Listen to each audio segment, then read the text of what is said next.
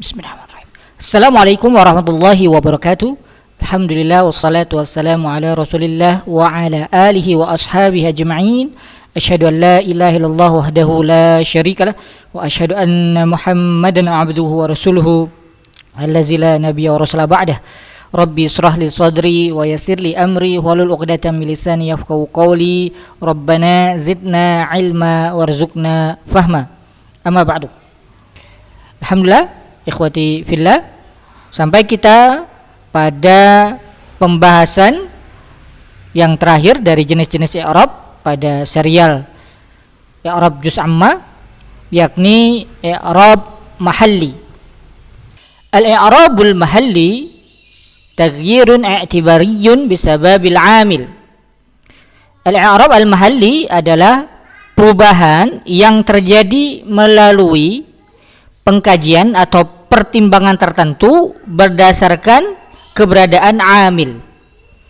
Fala yakunu zahiran wala muqaddaran, sehingga perubahan tersebut tidak nampak secara zahir maupun muqaddar.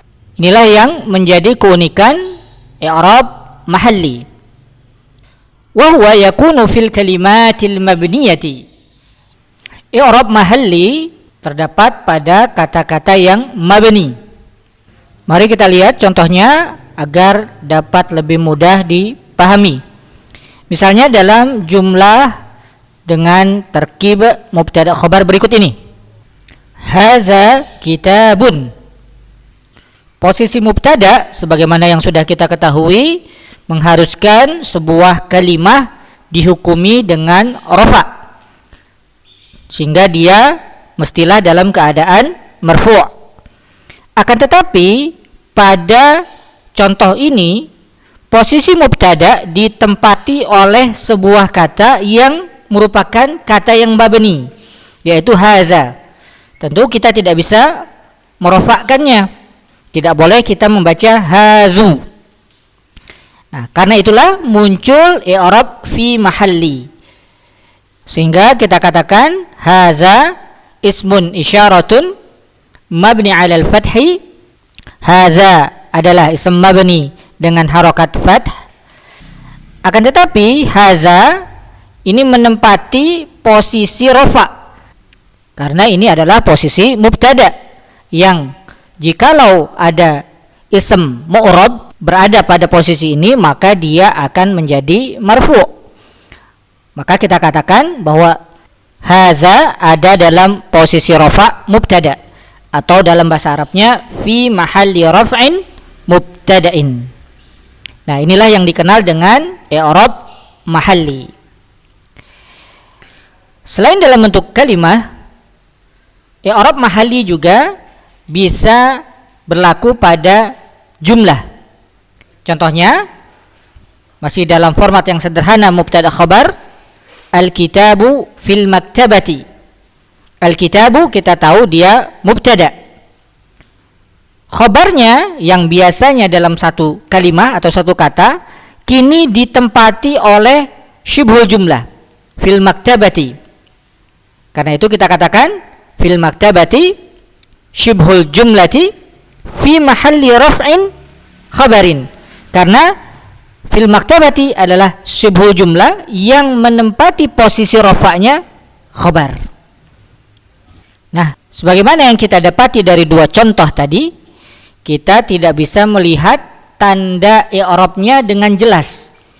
Juga kita tidak bisa melihat tanda i'rabnya secara kira-kira atau muqaddar. Karena itulah dikatakan sebagaimana di definisinya tadi, i'rab mahalli ini perubahannya membutuhkan telaah, tinjauan atau analisa tertentu dari segi keberadaan amil. Tapi contoh tadi sepertinya sudah cukup untuk menggambarkan i'rab mahalli. Kini kita lihat aplikasinya di Al-Qur'anul Karim. Contoh dari Al-Qur'anul Karim. Misalnya kita ambil dari Al-Qur'an surah Al-Baqarah ayat 5. A'udzubillahi minasyaitonir rajim. Ulaika ala hudan mir rabbihim. Nah, jika kita petakan yang warna merah ini adalah mubtada yang warna hijau ini keseluruhannya adalah khabar. Akan tetapi posisi mubtada'nya ditempati oleh ismun isyaratun yang kita tahu adalah mabni. Sehingga kita katakan ulaika ismun isyaratun mabni 'alal fath fi mahalli raf'in mubtada. Karena dia menempati posisi rafa'nya mubtada. Atau dalam pendapat lain yang menganggap bahwa ulaika itu adalah dua kata yang terpisah, tetap i'rabnya sama, yaitu ulai ismun isyaratun mabni 'alal kasri fi mahalli raf'in mubtada. Sementara huruf kafnya al-kafu harfu khitab. Kemudian yang hijaunya kita lihat ini menempati posisi khabar, sehingga kita katakan ala hudam mir rabbihim shibhul jumlati fi mahalli raf'in khabarin. Ala hudam mir rabbihim, kita tahu dia bukan al-jumlah al-mufidah tetapi merupakan shibhul jumlah, dan dia menempati posisi rafa'nya khabar, sehingga keluarlah i'rab mahalli fi mahalli raf'in khabarin. Dengan bekal ilmu ini kita kemudian bisa menganalisa posisi ism mabni ma di ayat pertama surah An-Naba. Karena dia berada setelah harfu jar an, jika ada ism mu'rab yang berada setelah huruf jar, maka ism mu'rab itu akan berubah menjadi majrur. Sementara yang menempatinya pada awal surah An-Naba ini adalah ism ma yang mabni, maka kita mengi'rabnya dengan i'rab mahalli, sehingga kita katakan ma ismun istifham mabni 'ala sukun. Dia adalah ism istifham atau kata tanya yang mabni dengan sukun fi mahalli jarrin, dalam posisi jar, karena dia berada setelah an, fi mahalli jarrin bi an. Alhamdulillah, selesai berarti semua hal-hal terkait ism ma di surah An-Naba ayat 1. Yang pertama, ma adalah ismun istifham mabni 'ala sukun fi mahalli jarrin bi an, dia menempati posisi jar karena ada setelah an. Kemudian kemarin juga sudah kita jelaskan bahwa alifnya dihilangkan untuk membedakan antara istifham dengan khabar, sehingga kita katakan huzifat al-alifu litafriqati bainal istifhami wal khabari.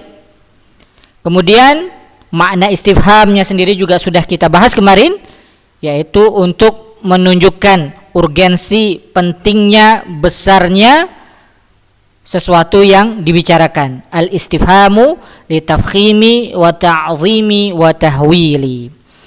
Alhamdulillah, selesai i'rab untuk ism ma di ayat pertama surah An-Naba. Insyaallah kita lanjutkan bahasan berikutnya masih terkait surah An-Naba ayat pertama.